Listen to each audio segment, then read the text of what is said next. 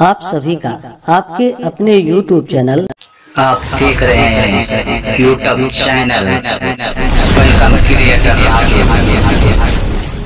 में बहुत बहुत स्वागत है। आइए सुनते हैं कार्तिक मास महात्म्य चौथे अध्याय की कथा। हिंदू धर्म में कार्तिक महीने का बड़ा ही विशेष महत्व माना गया है। कार्तिक के महीने में गंगा स्नान करना, दान करना, भगवान श्री हरि विष्णु का पूजन करना, तुलसी माता का पूजन करना, दीप दान करना, यह सब बड़ा ही पुण्य फलदायक माना गया है। तो आइए सुनते हैं कार्तिक मास महात्म्य चौथे अध्याय की कथा। तो बोलिए प्रेम से भगवान विष्णु की जय, माता लक्ष्मी की जय, तुलसी माता की जय, भगवान श्री कृष्ण की जय, सर्वदेवी देवता की जय। नारद जी बोले कि ऐसा कहकर विष्णु भगवान मत्स्य रूप धारण कर विंध्यवासी कश्यप ऋषि की अंजलि में पहुंच गए। तब उन ऋषि ने दया करके उस मछली को अपने कमंडलू में रख दिया।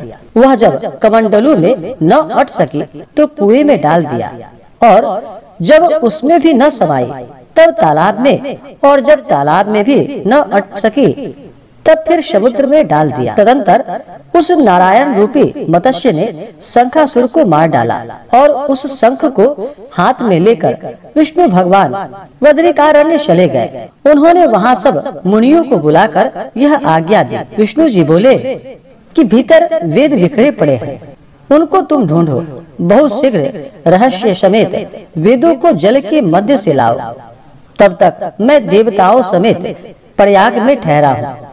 नारद बोले तदंतर तपोबल युक्त सब मुनीश्वरों द्वारा बीज और यज्ञ मंत्रों सहित सब वेद निकाले गए। उससे जितना जिसने पाया उतना उसके नाम से प्रसिद्ध हुआ। हे राजन, तब से उस भाग का वही ऋषि हुआ। इसके बाद सब मुनीश्वर प्रयाग गए और पाए वेदों को विधाता सहित जो भगवान हैं उनको दिया। संपूर्ण वेदों को पाकर ब्रह्मा ने आनंद युक्त हो ऋषि गणों के साथ अश्वमेध यज्ञ किया। यज्ञ के अंत में देवता, गंधर्व, यक्ष, सर्प और गुह्यक ये सब भूमि में दंडवत प्रणाम कर प्रार्थना करने लगे। देवता बोले कि हे देवो, कि देव स्वामी हमारी प्रार्थना सुनिए, यह हमारे आनंद का समय है, आप वर देने वाले हो। इस ब्रह्मा ने नष्ट हुए वेदों को इस स्थान में फिर से पाया है, और हे भगवान, हमने आपके प्रसाद से यज्ञ के भाग पाए हैं। इससे हे महाराज, आपके प्रसाद से यह स्थान अर्थात प्रयाग पृथ्वी में अति श्रेष्ठ पुण्य को बढ़ाने वाला और भूमि मुक्ति को देने वाला माना जाए। यह काल भी महापवित्र, ब्रह्म हत्या आदि को निवृत्त करने वाला और दान को अक्षय करने वाला हो। यह वर हमको आप दीजिए।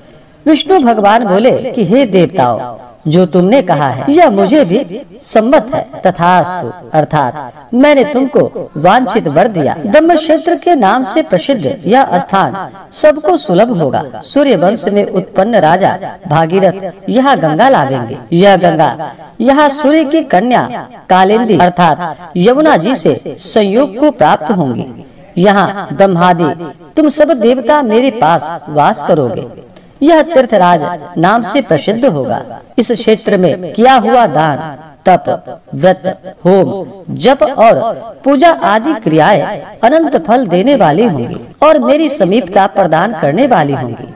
अनेक जन्मों के किए हुए ब्रह्म हत्या आदि पाप इस तीर्थ के दर्शन से तत्काल नाश को प्राप्त होवेंगे। जो धीर पुरुष मेरी सन्निधि अर्थात मेरे समीप देह छोड़ेंगे तो फिर नहीं जन्म लेने वाले वे मनुष्य मेरे शरीर में प्रवेश करेंगे अर्थात मुक्ति पावेंगे। जो यहाँ अपने पितरों के निमित्त श्राद्ध करेंगे उनके सब पितृगण मेरी स्वरूपता को प्राप्त होंगे। यह समय भी मनुष्यों को महापुण्य का फल देने वाला होगा, और मकर के सूर्य आने पर स्नान करने वाले पुरुष के पापों का नाश करेगा।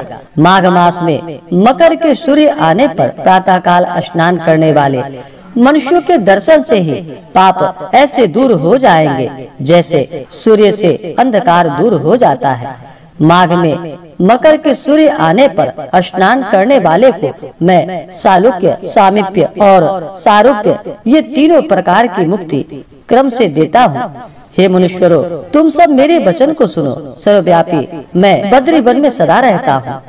अन्य स्थानों में 100 वर्ष जप करने से जो फल प्राप्त होता है वह तुम्हें वहाँ एक दिन में सदा प्राप्त होगा। जो श्रेष्ठ उस स्थान का दर्शन करते हैं वे जीवन मुक्त हैं और कभी उनमें पाप नहीं रहता। सूत जी बोले, देवों के देव श्री भगवान देवताओं से ऐसा कहकर ब्रह्मा समेत वही अंतर ध्यान हो गए और इंद्रादि सब देवता भी अपने अंशों से वहां स्थित होकर अंतर ध्यान हो गए। जो उत्तम प्राणी शुद्ध चित्त हो इस कथा को सुनेगा या सुनावेगा वह तीर्थराज अर्थात प्रयाग और बद्री वन में जाने से जो फल मिलता है उसे पाएगा। इस प्रकार से कार्तिक मास महात्म्य में चौथे अध्याय की कथा पूर्ण हुई। तो बोलिए प्रेम से भगवान विष्णु की जय, माता लक्ष्मी की जय, तुलसी माता की जय, भगवान श्री कृष्ण की जय, सर्व देवी देवता की जय। इसी प्रकार से जो भी भक्त सच्ची श्रद्धा के साथ नियम और निष्ठा के साथ कार्तिक महात्म्य का कथा श्रवण करते हैं, कार्तिक के महीने में गंगा स्नान करते हैं, भगवान विष्णु माता लक्ष्मी का तुलसी माता का पूजन करते हैं, उनके सभी प्रकार के पाप और ताप नष्ट हो जाते हैं। इसी प्रकार से आगे के अध्याय को सुनने के लिए हमारे इस चैनल पे अगर आप नए हैं तो चैनल को लाल बटन दबा करके सब्सक्राइब करें, साथ में बेल आइकन घंटी को दबाएं ताकि मेरे वीडियो का नोटिफिकेशन आपको समय से मिलता रहे। वीडियो को लाइक करें, शेयर करें, सुखी रहे और स्वस्थ रहे। धन्यवाद।